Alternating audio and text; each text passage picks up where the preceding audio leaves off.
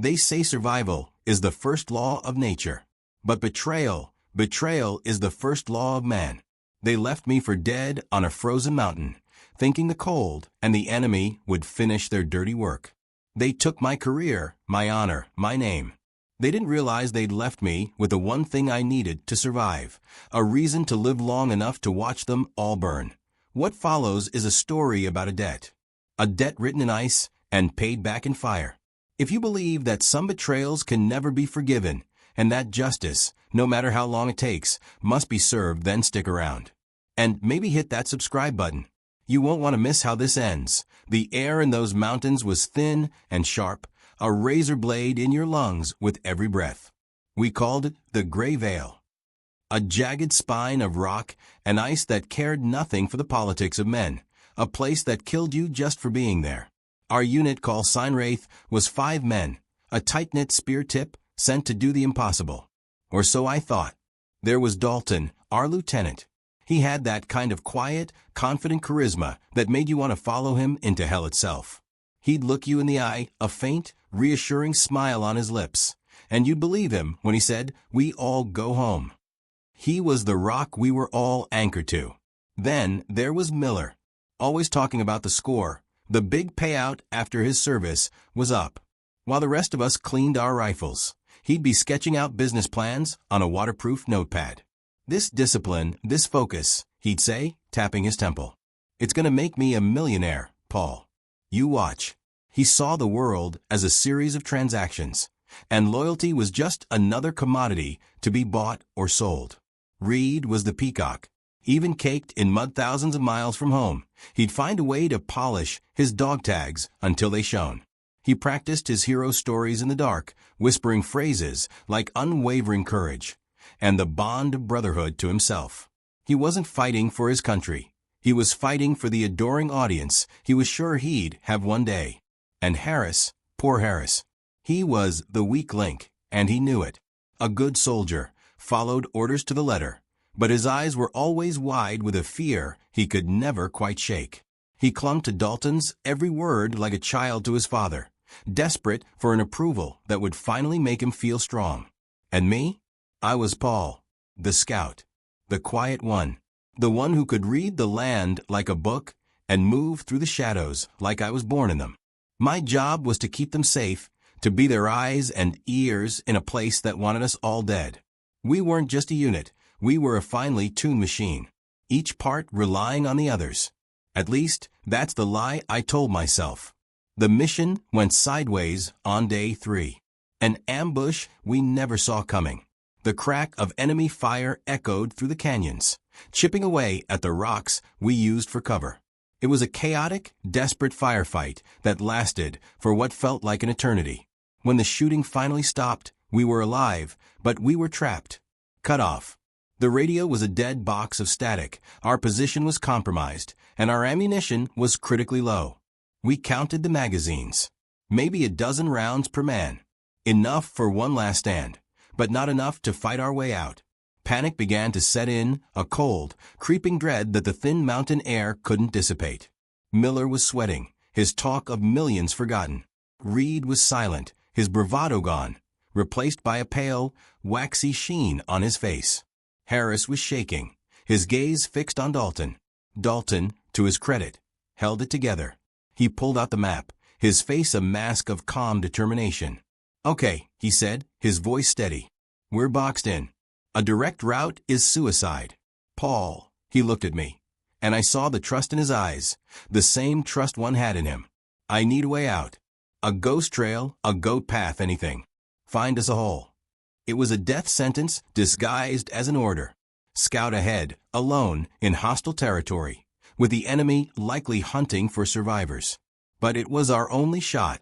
I nodded, checked my rifle, and gave him a simple, "On it, sir." I remember the last thing he said to me. He clasped my shoulder, his grip firm. "Don't be a hero, Paul. Just be fast. We'll be right here, holding this position. We don't move without you. We all go home." I melted into the landscape, using every shadow, every rock, every dip in the terrain. The wind was a constant scream in my ears, whipping snow into my face. My senses were on fire. Every snap of a twig, every distant bird call, could have been the enemy. For hours I moved, a phantom in the gray twilight. My body ached, my lungs burned, but I pushed on, fueled by the image of my 4 brothers waiting for me. Fort Dalton's promise. And I found it. A narrow ravine, hidden by a recent rockslide, that snaked down the western face of the mountain. It was treacherous, dangerous, but it was a way out. A chance. Hope surged through me, a warmth that fought back the biting cold. I turned back, my heart pounding with a mix of adrenaline and relief. I was coming back for my brothers. The journey back felt faster. I wasn't scouting anymore, I was racing. I pictured the looks on their faces when I told them we had a path.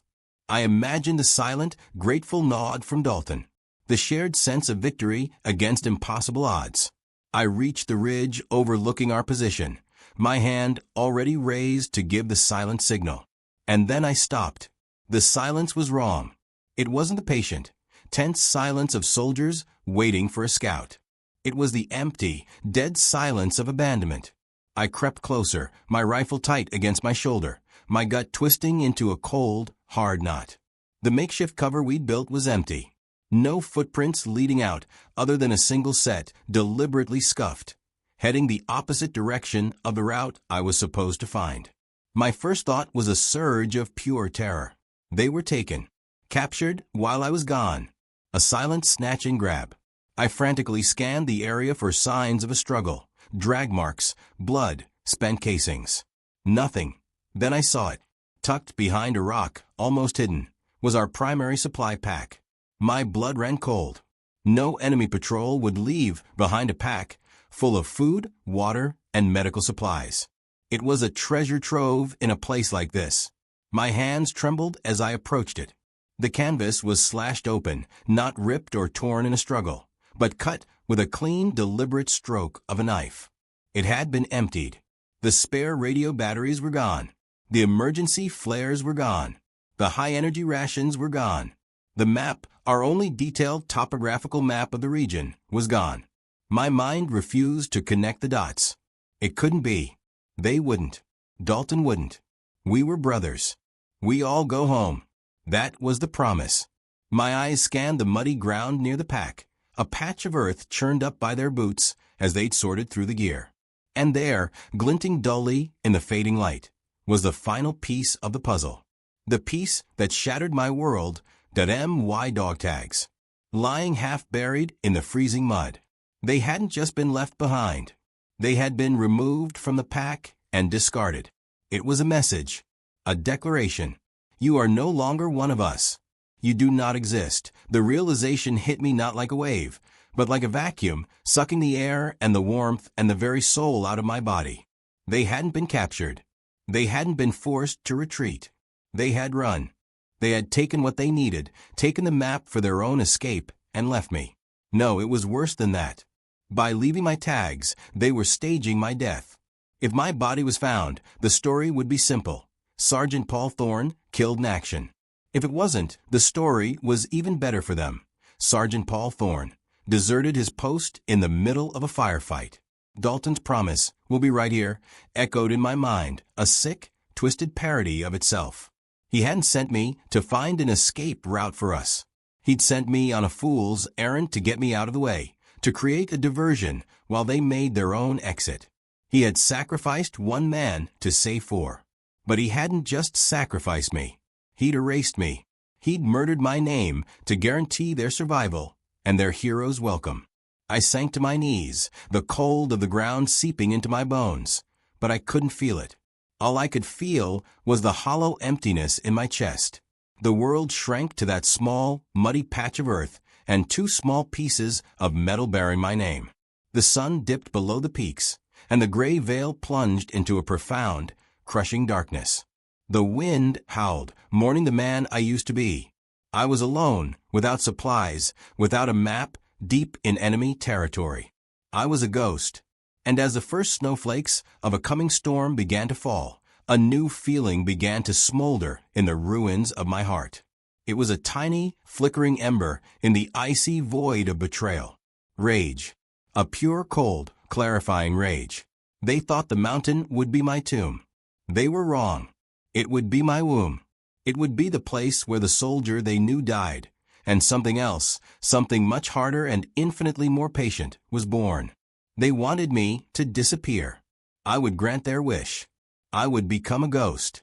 And a ghost can go anywhere. And a ghost never forgets. Surviving that mountain was the easy part. It was a simple, brutal equation. Move or die. I hunted with my knife. I drank meltwater. I moved only at night, a wraith in the darkness, avoiding enemy patrols through sheer instinct and the kind of heightened awareness that only comes when you are utterly, completely alone. The physical hardship was a welcome distraction. The pain in my body, the gnawing hunger, the frostbite that blackened my fingertips, the deep, aching exhaustion, was a shield against the pain in my soul. Physical pain I could handle. It was honest. After 3 weeks that felt like 3 lifetimes, I stumbled into a remote Allied outpost, looking more like a walking corpse than a soldier. I was delirious, malnourished, and running a fever that should have killed me.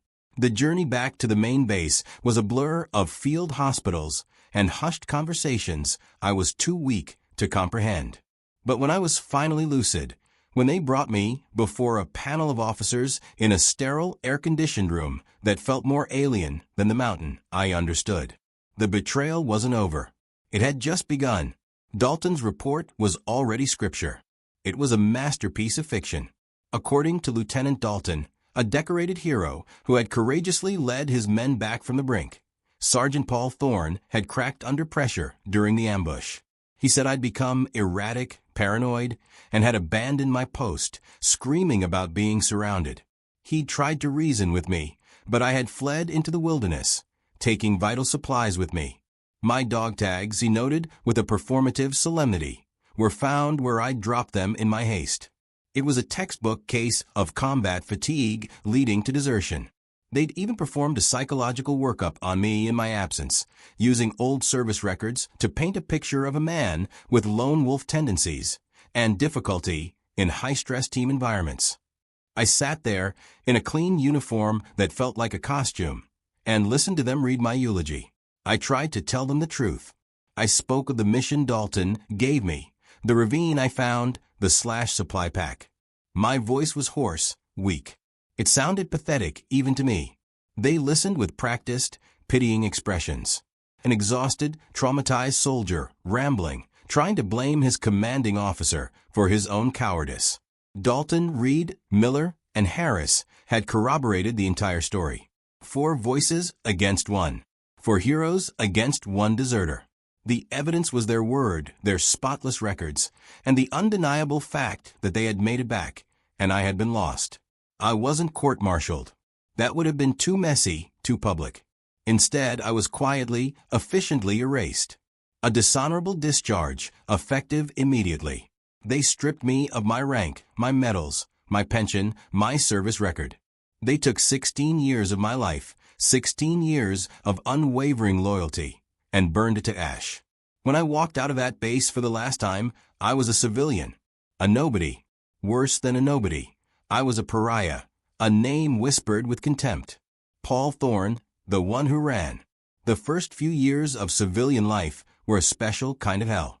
The world was too loud, too bright, too full of people who didn't understand the silence of an empty watchtower or the weight of a rifle in your hands.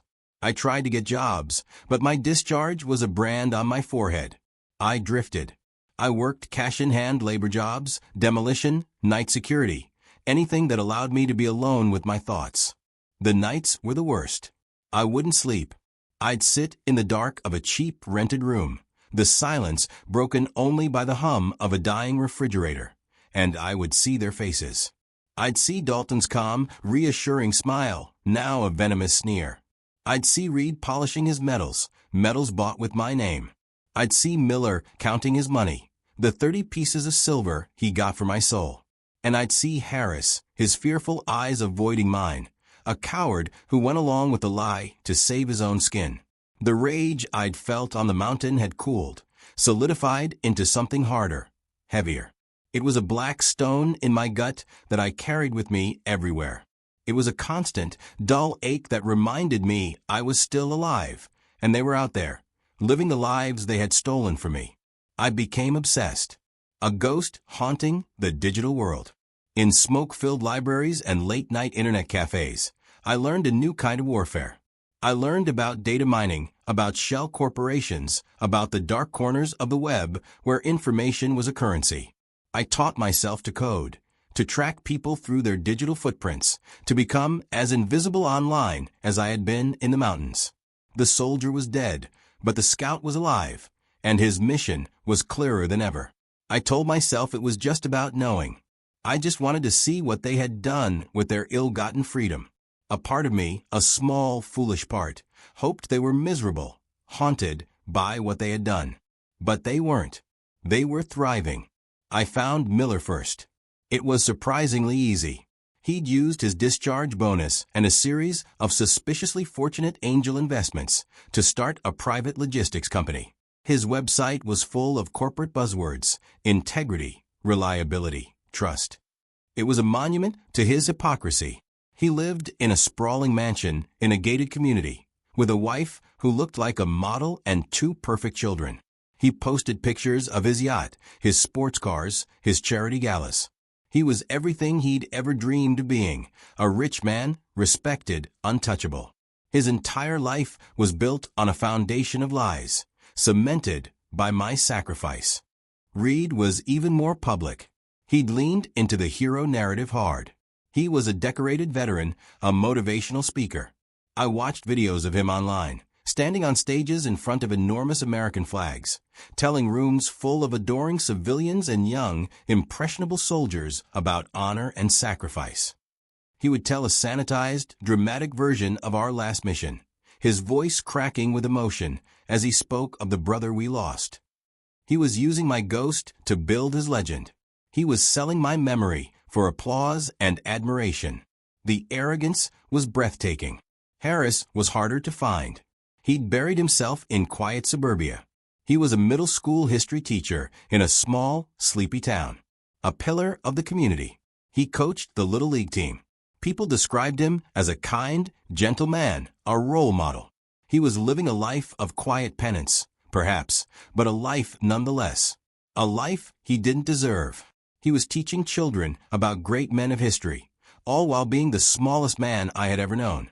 And Dalton had ascended. He'd stayed in the military, his career turbocharged by the incident. He was hailed as a leader who made impossible choices under fire, a man who brought his team home against all odds. He was fast-tracked. Colonel Dalton. He was giving lectures at the War College, a respected strategist, a man whose opinion shaped policy. He was the ultimate patriot, the perfect soldier. He was living my life, the life I should have had, the honor I had earned.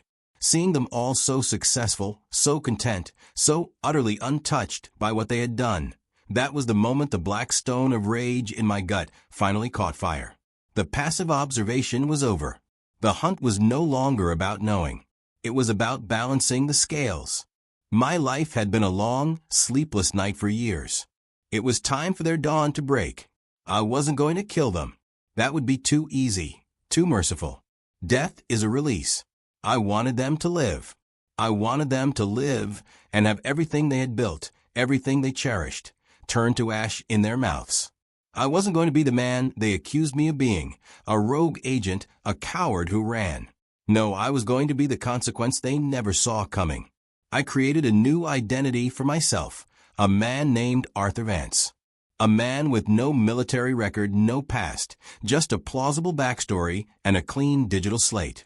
I liquidated the few assets I had, turning everything into untraceable cryptocurrency.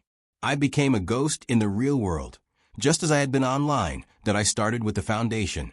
I needed leverage, information, the cracks in their perfect lives. For months, I did nothing but watch. I studied their routines, their weaknesses, their desires. I learned who their friends were, who their enemies were. I read their emails, listened to their calls, and mapped out the architecture of their lives. My first target was chosen. Not the leader, not the most public one. No, I would start at the edges and work my way in. I would start with the man who understood the world in terms of profit and loss. The man who saw my life as an acceptable cost of doing business. It was time to pay a visit to Miller. His empire of greed was built on a lie, and I was about to make him default on the loan.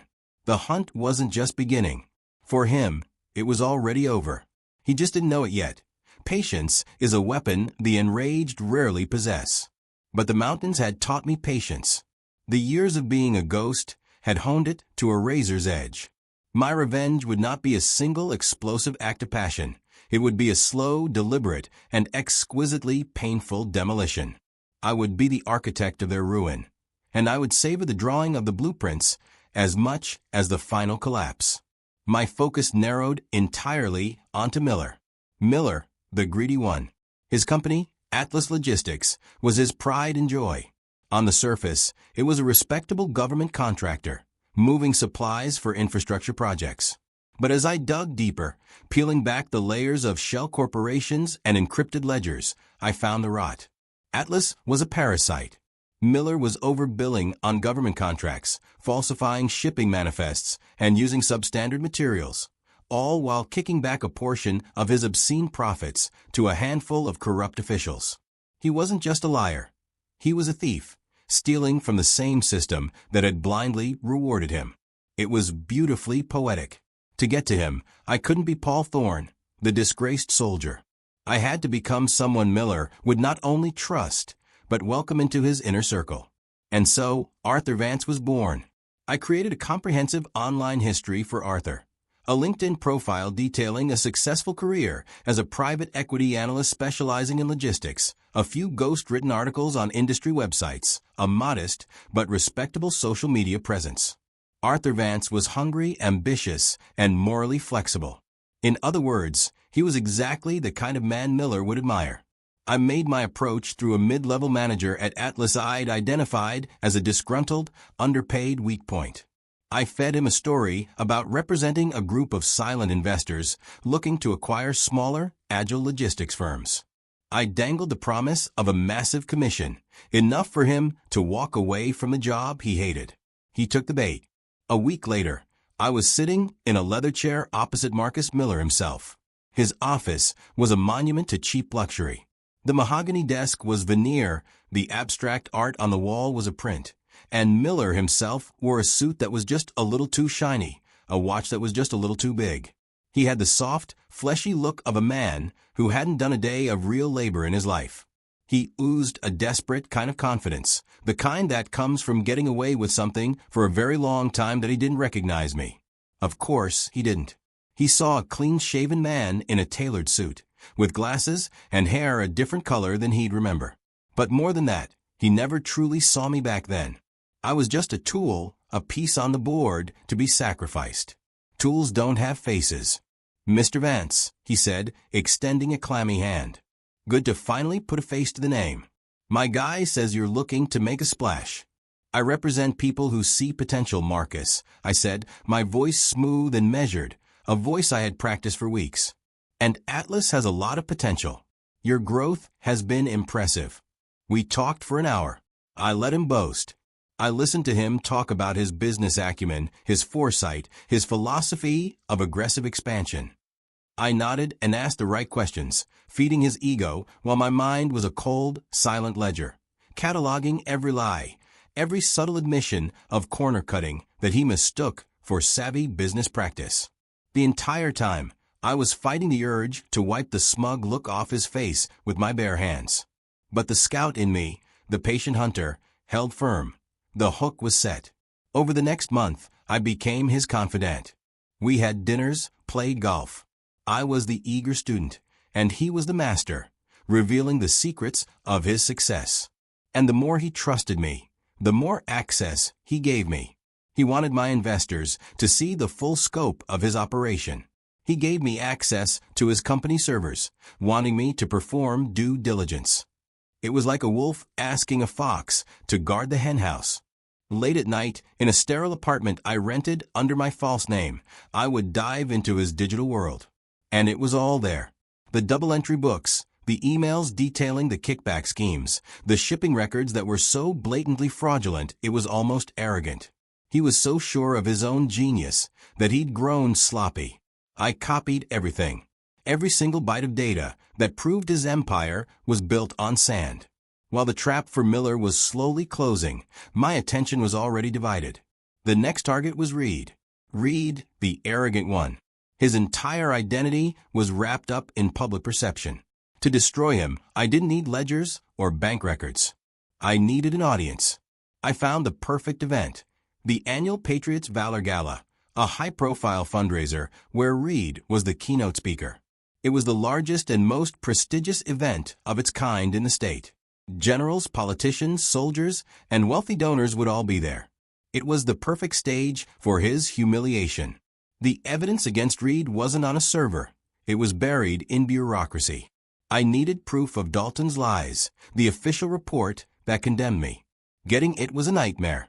My own service records were sealed, flagged with a dishonorable discharge. But a name kept popping up in my research, a retired Army clerk, a man who had processed the paperwork for our unit's debriefing.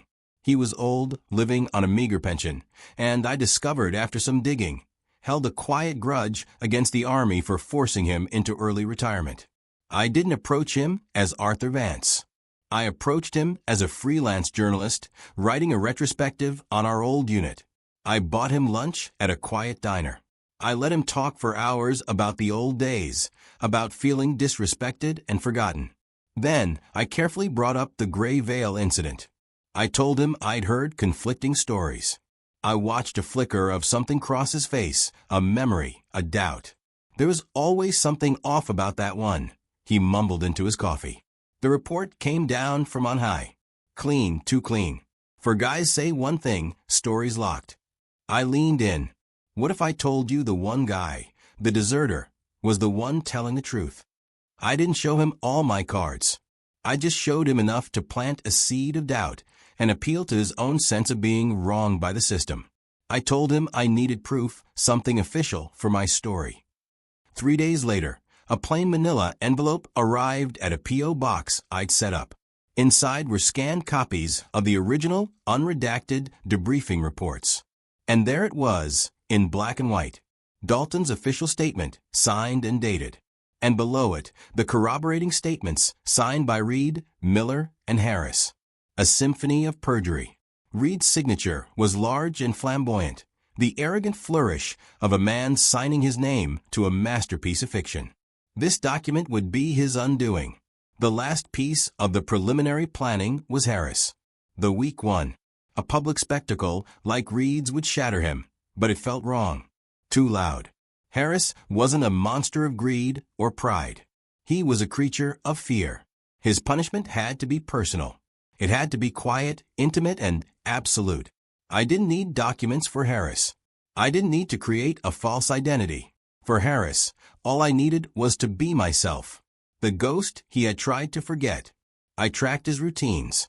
He left for his teaching job at 7:30 a.m. every morning. His wife went to a yoga class on Tuesday and Thursday nights.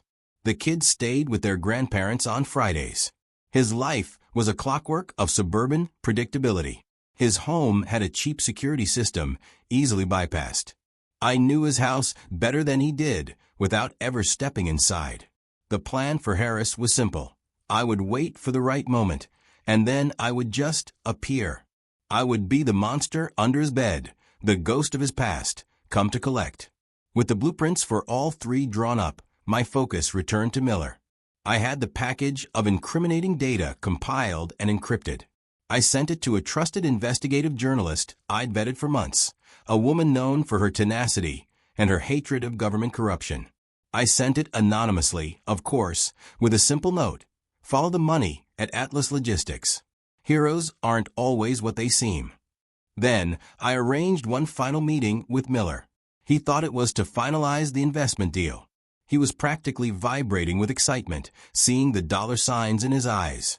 We met at a high-end restaurant, the kind of place he loved, full of important people. "Arthur, my friend," he boomed, slapping my back. "Tonight, we celebrate the future." "Indeed," I said, a thin smile on my lips. His phone began to buzz midway through the appetizer. Then it buzzed again. And again. He glanced at it, his smile faltering. A news alert. He swiped it away. Then another one appeared from a different outlet. A confused, then panicked look began to creep across his face. He excused himself from the table. I just sat there, swirling the wine in my glass, watching him through the restaurant window as he stood on the sidewalk, his face turning from red to a ghastly white. The story had just broken. The journalist had done her job perfectly. Defense contractor Atlas Logistics accused of massive fraud kickback scheme. He stumbled back to the table, his eyes wide with disbelief and terror. It's a lie. It's a smear campaign. My competitors. Is it, Marcus? I asked, my voice dropping from the smooth tones of Arthur Vance to the low, gravelly rasp of Paul Thorne. He stared at me, truly looked at me, for the first time. The color drained from his face as a flicker of recognition, of primordial fear, registered in his eyes. He saw the ghost. You, he whispered, his voice trembling. You saw the world as a transaction, I said quietly, leaning forward. Consider this a market correction. The debt has come due. I stood up, placed $100 bill on the table to cover the meal, and walked out of the restaurant, leaving him sitting there, a broken man in a shiny suit, his entire world crumbling in real time. The first domino had fallen, and the sound it made was the sweetest music I had ever heard. The collapse of Miller's world was swift and merciless. The journalist's story was like a spark in a fireworks factory. Other outlets picked it up, and within 24 hours, Atlas Logistics was synonymous with corruption. The federal government, embarrassed and furious, launched an immediate investigation. His assets were frozen. His corporate partners cut ties. His fair-weather friends vanished. I watched it all from the detached safety of my anonymous apartment, a god viewing his creation from on high.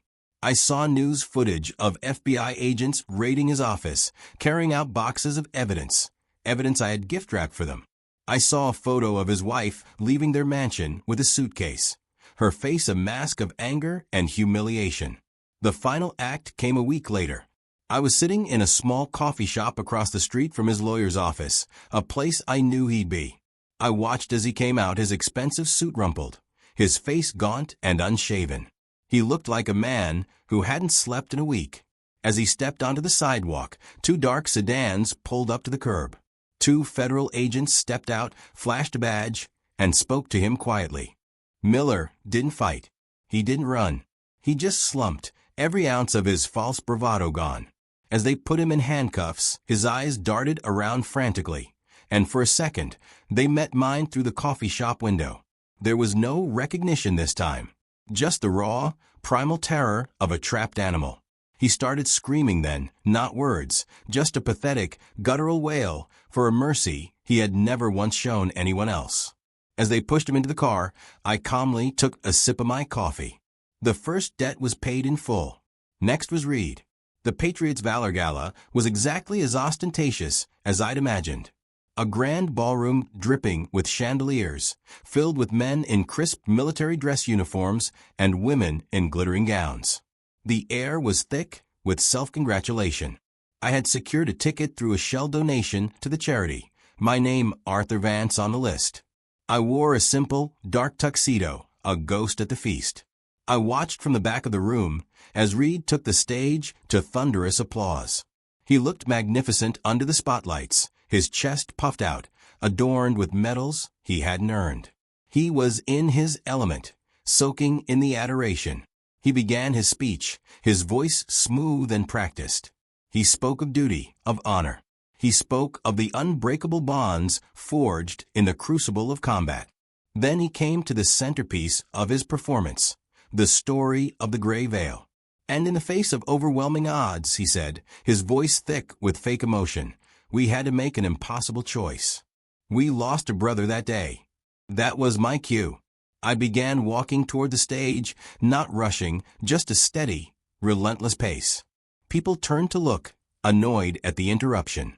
The security guard started to move, but I didn't stop. We lost a brother, Reed repeated, his focus still on the audience. No, you didn't, I said, my voice cutting through the silence of the hall. It wasn't loud, but it carried, amplified by the sudden, shocked quiet. Every head snapped towards me. You left him. Reed froze, his eyes squinting into the darkness where I stood. The spotlight operator, confused, shifted a beam onto me. A collective gasp went through the room. Who the hell are you? Reed stammered, his composure cracking. You know who I am, I said, stepping onto the edge of the stage. I held up the copies of the official reports. I'm the ghost from the mountain. I'm Sergeant Paul Thorne. The name meant nothing to most, but I saw the jolt of pure panic in Reed's eyes. I saw Dalton, sitting at the head table, go rigid, his face turning to stone. This is absurd. Reed blustered, trying to regain control. Security. Before you have me thrown out, I said, my voice ringing with authority. I'd like to read something. This is Lieutenant Dalton's official report, the one that earned you all medals. I began to read Dalton's words, his fabricated account of my cowardice. Then, I held up the other page. And this is your signature, isn't it, Reed? The one you put on a lie that destroyed a man's life, so you could stand on stages like this and call yourself a hero. I tossed the papers onto the stage. The silence in the room was deafening. The cameras, which had been recording the speech for the news, were all pointed at us. Reed's face, projected onto the giant screens on either side of the stage, was ashen. The confident hero had vanished, replaced by a pale, sweating fraud. He's a liar, Reed choked out, but the words had no conviction. The crowd wasn't looking at me with hostility anymore. They were looking at him with dawning contempt. The soldiers in the room, the ones who had lived by the code of never leaving a man behind, were staring at him with looks of pure disgust. I didn't need to say another word. I turned and walked calmly out of the ballroom, the way I had come. I didn't look back. I didn't need to. I could feel the weight of 1,000 eyes on Reed, the entire foundation of his life, his very identity, vaporizing under the glare of the truth. His reputation was a corpse, and everyone was watching it rot. 2 debts paid. It was time for Harris. A week later, on a quiet Tuesday night, I let myself into his darkened suburban home. The silence was heavy with the scent of air freshener and PTA meetings. I moved through the house, a phantom in the manufactured tranquility, and waited in his living room. He came home an hour later, whistling softly, dropping his keys in a ceramic bowl by the door. He walked into the living room, switched on a lamp, and saw me sitting in his armchair. He didn't scream. He made a small, choked sound, like all the air had been punched out of him. He stumbled back, his face a mess of confusion and stark, undiluted terror. "Hello, Harris," I said softly. "Paul," he whispered, his voice a fragile thread. You're supposed to be dead." Reports of my death were greatly exaggerated, I said, not moving from a chair. "I just wanted to talk. No audience, no cameras. Just you and me, the way it should have been on that mountain." He started to sob, great, racking sobs of a man whose carefully constructed dam of denial had just burst. "I'm sorry," he cried, sliding down the wall to the floor. "I was scared." Dalton said. He said it was the only way. He said you'd slow us down. He said you'd all go home. I corrected him gently. "And you did. You got to come here, to this nice, quiet house. You get to teach children about heroes and villains, right and wrong. You get to pretend to be a good man. You get to sleep at night." My voice dropped lower, colder. "I haven't slept in years, Harris. Every time I close my eyes, I'm back on that mountain. I feel the cold. I feel the hunger. But mostly, I feel the silence where my brothers were supposed to be. I want you to know what that's like." I stood up and walked over to him, looming over his pathetic, crumpled form. He flinched, expecting a blow. "I'm not going to hurt you," I said. "I don't have to. From now on, every time you stand in front of that class, you'll see me in the back of the room. Every time you tuck your children into bed, you'll be thinking about the man you left to die in the cold. I am the ghost at your dinner table. I am the shadow in your perfect life.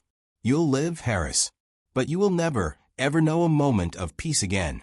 I turned and walked to the door. "The fear you felt then, I added. Without looking back, that was for your life. This fear, this one is for your soul. And it will last forever. I let myself out, leaving him weeping on the floor in the dark. 3 days later, I saw a notice in the local paper. Harris had resigned from his teaching position, citing personal health reasons. He had been broken not by force, but by the weight of a single, unforgivable truth. 3 down. 1 to go. Dalton, the architect, the head of the snake. His takedown had already begun with Reed's humiliation, but it wasn't enough. His medals and rank were stripped following an internal investigation sparked by the gala incident. His name was dragged through the mud. His career was over. But I needed more. I needed a final, face-to-face accounting. I found him where I knew he'd be, in a dingy off-base bar, trying to drink away the ruins of his life. He looked old, tired. The confident charisma was gone, replaced by the hollow-eyed bitterness of a fallen king. I sat down in the booth opposite him. He looked up, and his eyes widened. There was no fear like in the others, only a weary, resentful recognition. "Thorne," he rasped, his voice rough with whiskey. "Come to gloat? To finish the job." "The job is finished," I said calmly. "I just came for the answer." "Why, Dalton?" "I followed you. I trusted you." He let out a short, mirthless laugh. "Trust? There's no trust up there. There's only survival." It was a simple calculation, Paul. 5 men, limited supplies, enemy closing in. The odds of all 5 of us making it out were low. The odds of 4 of us making it out, if one created a diversion, they were better. You were the best scout. You had the best chance of surviving alone. It was the logical choice. A sacrifice for the good of the unit. The clinical, detached way he said it, the complete absence of remorse. It was more infuriating than any lie. "You call it a sacrifice." I leaned in, my voice a low whisper, "but a sacrifice is given. My life, my name, my honor, you stole them. You left me for dead and called it strategy." He finally looked at me, a flicker of something that might have been shame in his eyes. "We had no choice, Paul. It was survival." I stared at him, at the man I once would have died for. And I finally understood. "That's where you're wrong," I said, my voice barely audible. "I survived the ambush. I survived the mountain. I survived being erased. I had a choice every single day, to die, to give up, to become like you. The difference between us, Dalton, is that I never abandoned my brothers. But you never were one." I stood up from the booth. He didn't say a word. He just stared into his glass. I had taken his career, his medals, his reputation. But with those last words, I took the one thing he had left, his justification. I left him alone in that dark, sticky booth, with nothing but the truth for company. A punishment far worse than any I could have devised. He wasn't a fallen hero. He was just a coward in an empty bar. Resolution and reflection. People ask me if it was worth it, if the revenge gave me peace. The answer is no. Peace is a placid lake, and my soul is still a stormy sea. The scars from the mountain, from the betrayal, they don't just fade away. You don't spend years fueled by cold, hard rage, and then one day just stop. But the revenge gave me something else. Justice. It wasn't the clean, sterile justice of a courtroom.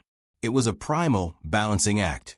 I took the weight of their lies off my back and placed it squarely on theirs, where it belonged. It didn't heal me, but it cauterized the wound. I don't see their faces in my nightmares anymore. I don't see the heroes the world once celebrated. When I close my eyes now, I see Miller screaming in handcuffs.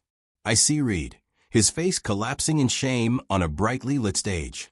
I see Harris, a weeping puddle of fear on his nice suburban floor. And I see Dalton, a hollow man, alone in the dark, stripped of everything because he couldn't see the difference between a leader and a cannibal. I don't see heroes. I see cowards finally unmasked. And for a ghost like me, that's enough. Betrayal leaves a scar that never truly fades. But sometimes, holding those responsible accountable is the only way to live with it. If you believe some debts can only be paid in full, let me know your thoughts on this story in the comments. And if you're new here, consider subscribing for more stories of justice served, no matter the cost. Thank you for listening.